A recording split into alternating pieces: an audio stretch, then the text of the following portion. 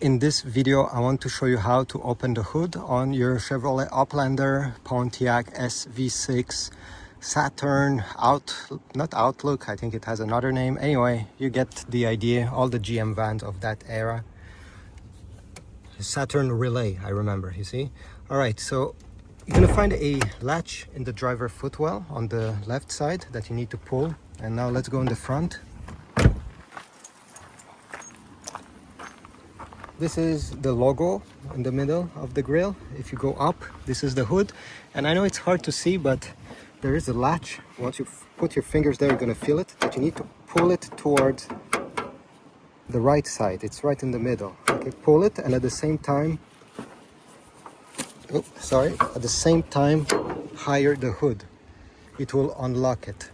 So this is the latch I was talking about. If you put your fingers here, you'll be able to unlatch the hood, and now you have access to the engine bay.